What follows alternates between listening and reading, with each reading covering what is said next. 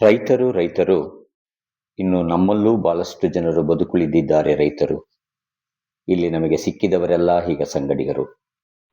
ಅನ್ನ ಕೊಡುವ ರೈತರೆಲ್ಲರೂ ಒಂದೇ ಹೊಕ್ಕಲು, ಏಕೆಂದರೆ ಆ ಅನ್ನವನ್ನೇ ತಿಂದು ಬೆಳೆಯುತ್ತಿದ್ದಾರಲ್ಲವ ನಮ್ಮ ಮಕ್ಕಳು. ರಾಷ್ಟ್ರಕ್ಕೆ ಈ ಒಕ್ಕಲಿಗ ರೈತ, ಅವನೂ ಒಬ್ಬ ಅನ್ನ ಕೊಡುವ ಅನ್ನದಾತ. ಹಾಗಂತ ಅವನ ಕಷ್ಟ ಸುಖಗಳಿಗೆ ಸರ್ಕಾರಕ್ಕೆ ಒಂದು ಪತ್ರವನ್ನೂ ಬರೆದಿಲ್ಲ ಈತ. ಬರೆದರೂ ಸರ್ಕಾರ ಸರಿಯಾಗಿ ಸ್ಪಂದಿಸುವುದಿಲ್ಲ, ಏಕೆಂದರೆ ಎಲ್ಲಿಂದರಲ್ಲಿ ಅವನು ಸಿಗುತ್ತಾನೆ ಅಂತ.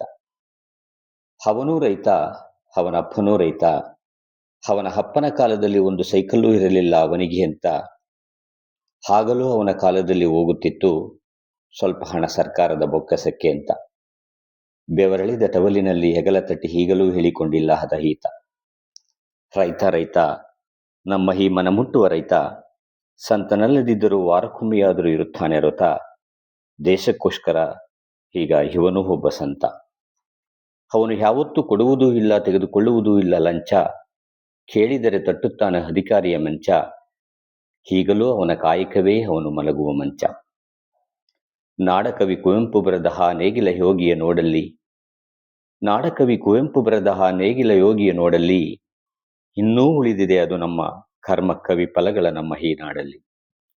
ರೈತರು ರೈತರು, ನಮ್ಮ ಈ ಎಲ್ಲ ರೈತರು ದೇಶಕ್ಕೆ ಸ್ವತಂತ್ರ ಬಂದಾಗ ಬಿತ್ತನೆಯ ಬಿತ್ತಿ ಮೊದಲು ಮುನ್ನುಡಿ ಬರೆದವರು. ಆದರೂ ರೈತರ ಮಕ್ಕಳಿಗೆ ಸಿಗೋದಿಲ್ಲ ಬೇಗ ಹುಡುಗಿರು. ಅದಕ್ಕೆ ಆಗ್ತಾರೆ ನಮ್ಮ ಅಕ್ಕ ತಂಗಿಯರು ಕಣ್ಣೀರು.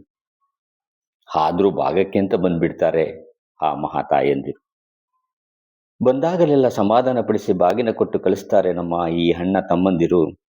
ಬಾಗಿನ ಕೊಟ್ಟಿದ್ದನ್ನು ಇಲ್ಲೇ ಕೊಟ್ಟು ಹೋಗೋಣವೇ ಎಂದು ಇಚ್ಛಿಸುತ್ತಾರೆ ಭೂಕರ ವಾರ್ಡ್ ತೆಗೆದುಕೊಂಡ ನಮ್ಮ ಬಾನು ಮುಸ್ತಾಕ್ ಮನಸ್ಸಿನಂತವರು.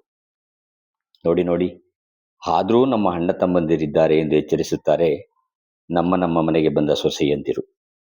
ಒಕ್ಕಲಿಗರು ಈ ರೈತರು. ಬಂಧು ಬಳಗ ಅಂತ ಮಾತನಾಡೋದಾದ್ರೆ ನಾವೇ ಶ್ರೀಮಂತರು. ಹಂಚಿಕೆ ಅಂತ ಬಂದಾಗ ಮಾತ್ರ ನಮಗೆ ನಾವೇ ಬುದ್ಧಿವಂತರು. ಆಸ್ತಿಗೋಸ್ಕರ ದೂರ ಆದರೂ ಅಣ್ಣ ಅಕ್ಕ ತಂಗಿ ತಮ್ಮಂದಿರು. ಈಗ ನಮಗೆ ನಮ್ಮೂರಿಗೆ ಬಂದ ಸೊಸೆ ಅಳಿಯಂದಿರೇ ಅಕ್ಕ ಅಣ್ಣ ತಮ್ಮಂದಿರು.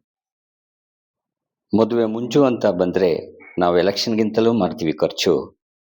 ಭಾಗ ಅಂತ ಬಂದ್ರೆ ಮನೆ ಮೂಲೆ ಮೂಲೆಯನ್ನೂ ಅಳಿಸ್ತೀವಿ ಇಂಚಿಂಚು. ಕಷ್ಟ ಅಂತ ಬಂದ್ರೆ ಅವನೇ ದೇಶಕ್ಕೆ ಮೊದಲ ಸಹಾಯಕ. ಕಷ್ಟ ಅಂತ ಬಂದ್ರೆ ಅವನೇ ದೇಶಕ್ಕೆ ಮೊದಲ ಸಹಾಯಕ. ಉಳುವುದೊಂದೇ ಈಗಲೂ ಅವನ ಕಾಯಕ. ಈಗ ಅವನವನಿಗೆ ಅವನೇ ನಾಯಕ. ರೈತ ರೈತ, ಕಾನೂನು ಅಂತ ಜಾರಿ ಆದ್ರೆ ಈಗಲೂ ಎಲ್ಲ ಭೂಮಿಗೂ ಅವನೇ ಒಡೆಯ. ಆದರೂ ಒಪ್ಪಿಕೊಳ್ಳಲಾಗುವುದಿಲ್ಲ ಈ ಸರ್ಕಾರಿ ನಡೆಯ. ಏಕೆಂದರೆ ಅಲ್ಲಿ ಸರ್ಕಾರಿ ಮಾಡುತ್ತೆ ಚಂದ್ರಲೋಕವನ್ನೇ ಹಳೆದು ಹಂಚಿಕೊಡುವ ಕಾನೂನು. ಇಲ್ಲಿ ನಕ್ಷತ್ರ ಬೀಳೋದ್ರೊಳಗೆ ನಮ್ಮ ಸರ್ಕಾರದಿಂದಲೇ ಹರಾಜಾಗುತ್ತೆ ನಮ್ಮ ಈ ರೈತರ ಜಮೀನು. ಒಕ್ಕಲಿಗರು ಇನ್ನೂ ನಾವು ಕನಸು ಕಟ್ಟಿಕೊಂಡವರು. ನಮಗೆ ನಾವೇ ಬದುಕ ಬೆನ್ನಟ್ಟಿ ಹೋದವರು. ಬಿಸಿಲೋ ಮಳೆಯೋ ಗುಡುಗೋ ಸಿಡಿಲೋ ಎನ್ನದೆ ಇನ್ನೂ ಬದುಕುಳಿದವರು. ನಮ್ಮ ಆ ನೇಗಿಲ ಮರದಲ್ಲಿ ಅಂದೇ ಮಾಡಿದರು ಪೀರಂಗಿ ಬಂದೂಕು. ನಮ್ಮ ಆ ನೇಗಿಲ ಮರದಲ್ಲಿ ಅಂದೇ ಮಾಡಿದರು ಪೀರಂಗಿ ಬಂದೂಕು. ನಮ್ಮ ಅಜ್ಜಿ ಅಂದೇ ಹೇಳಿ ಹೋದಳು ಬಾಯಿಗೆ ಹಾಕುತ್ತಾ ತಂಬಾಕು. ನಮ್ಮ ರಾಷ್ಟ್ರಕವಿ ಕುವೆಂಪು ನುಡಿದ ಆ ನೇಗಿಲ ಯೋಗಿ, ಅದಕ್ಕೆ ಹೇಳಿದವನು ಈಗಲೂ ಪರಮಯೋಗಿ. ಅವನು ಸತ್ತಾಗ ಊಳಲು ಈಗಲೂ ಇಲ್ಲವೇ ಇಲ್ಲ ಒಂದು ದರ. ಅವನು ಸತ್ತಾಗ ಊಳಲು ಈಗಲೂ ಇಲ್ಲವೇ ಇಲ್ಲ ಒಂದು ದರ. ಅವನ ಸಮಾಧಿಯ ಮೇಲೆ ಈಗಲೂ ಒಂದು ಮರ. ನನಗೇಕೋ ಆಗಾಗ ಕಾಡುತ್ತಿದೆ ಬಾನು ಮುಸ್ತಾಕ್ ಬರೆದ ಬಾಗಿನ ಆ ಮೊರ. ಅದು ಈಗ ಅಲ್ಲಿ ಇಲ್ಲಿ ತೋರದೇ ಇದ್ದರೂ ಕನ್ನಡಿಯಂತೆ ಹಿಡಿದುಕೊಂಡಿದೆ ನಮ್ಮ ಈ ಎಲ್ಲ ಭಾರತೀಯ ಸಂಸ್ಕೃತಿಯ ಬೇರ. ನಮಸ್ಕಾರ.